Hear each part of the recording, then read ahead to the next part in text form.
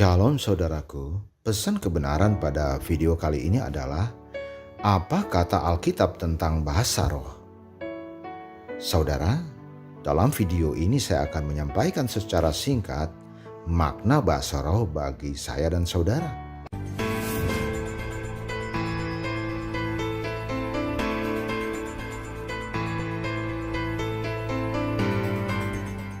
Saudara, pada abad pertama, sejumlah orang Kristen secara mujizat mendapat kesanggupan untuk berbicara dalam bahasa lain meski mereka belum pernah mempelajarinya. Beberapa terjemahan Alkitab menyebutnya sebagai bahasa roh. Kita bisa baca dari Kisah Para Rasul pasal yang ke-10 ayat 46. Sewaktu orang Kristen yang mendapat karunia ini berbicara, orang yang menguasai bahasa itu bisa memahaminya. Kita bisa baca dari Kisah Para Rasul pasal yang kedua ayat 4-8. Maka penuhlah mereka dengan Roh Kudus, lalu mereka mulai berkata-kata dalam bahasa-bahasa lain, seperti yang diberikan oleh Roh itu kepada mereka untuk mengatakannya. Waktu itu di Yerusalem diam orang-orang Yahudi yang saleh dari segala bangsa di bawah kolong langit. Ketika turun bunyi itu, berkerumunlah orang banyak. Mereka bingung karena mereka masing-masing mendengar rasul-rasul itu berkata-kata dalam bahasa mereka sendiri. Mereka semua tercengang-cengang dan heran, lalu berkata, "Bukankah mereka semua yang berkata-kata itu orang Galilea? Bagaimana mungkin kita masing-masing mendengar mereka berkata dalam bahasa kita sendiri, yaitu bahasa yang kita pakai di negeri asal kita?" Saudara, berbicara dalam bahasa lain adalah salah satu karunia dari Roh Kudus. Allah memberikan karunia ini kepada sejumlah orang Kristen pada abad pertama. Saudara, dalam kitab Ibrani pasal yang kedua ayat 4 berkata, Allah meneguhkan kesaksian mereka oleh tanda-tanda dan mujizat-mujizat dan oleh berbagai-bagai penyataan kuasa dan karena Roh Kudus yang dibagi-bagikannya menurut kehendaknya. Jadi saudara, semuanya itu berasal daripada Tuhan. Tuhan yang memberikanlah bagi mereka semuanya. Saudara, di mana dan kapan karunia berbahasa lain mulai diberikan? Tentunya kita akan memahaminya pada suatu pagi di tahun 33 Masehi. Sekitar 120 murid Yesus sedang berkumpul di Yerusalem untuk merayakan hari Pentakosta, yang adalah perayaan orang Yahudi. Tiba-tiba mereka dipenuhi kuasa kudus dan mulai berbicara dalam bahasa-bahasa lain. Ini adalah pertama kalinya orang Kristen menerima mujizat bahasa lain. Pada waktu itu, banyak orang dari setiap bangsa di dunia sedang berada di Yerusalem, dan mereka masing-masing mendengar para rasul berbicara dalam bahasa mereka. Saudara, sesungguhnya apa tujuan karunia bahasa lain bagi para muridnya?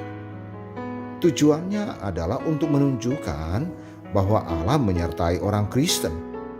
Pada zaman dahulu Allah membuat banyak mujizat untuk membuktikan bahwa Dia menyertai hamba-hambanya.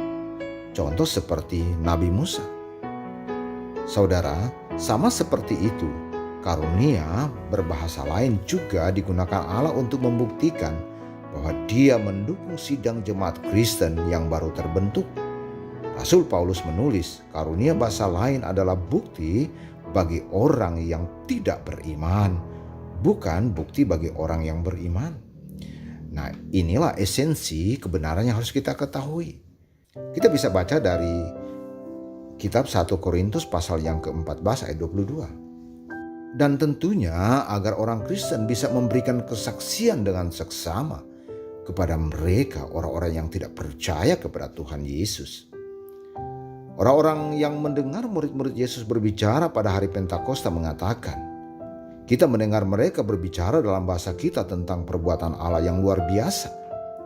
Ini menunjukkan bahwa karunia bahasa lain diberikan supaya orang Kristen bisa bersaksi dengan seksama.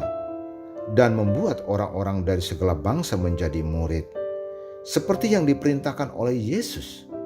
Saudara, pada hari itu juga sekitar 3.000 orang menjadi murid karena mereka melihat mujizat itu dan mendengarkan kesaksian dalam bahasa mereka. Nah, inilah yang perlu kita ketahui. Sesungguhnya bahasa lain itu adalah suatu mujizat yang luar biasa. Saudara, apakah Allah ingin agar karunia berbahasa lain terus ada? Jawabnya tentu tidak. Sebab karunia-karunia dari Roh Kudus, termasuk berbicara dalam bahasa lain, hanya diberikan untuk sementara waktu. Alkitab meramalkan karunia untuk bernabuat, karunia untuk berbahasa lain akan berakhir. Kita bisa baca dari kitab 1 Korintus pasal yang ke-13 ayat 8. Kasih tidak berkesudahan, nabuat akan berakhir, bahasa roh akan berhenti, pengetahuan akan lenyap. Nah, inilah kebenaran buat Anda. Saudara, apa yang sebenarnya menjadi ciri orang Kristen?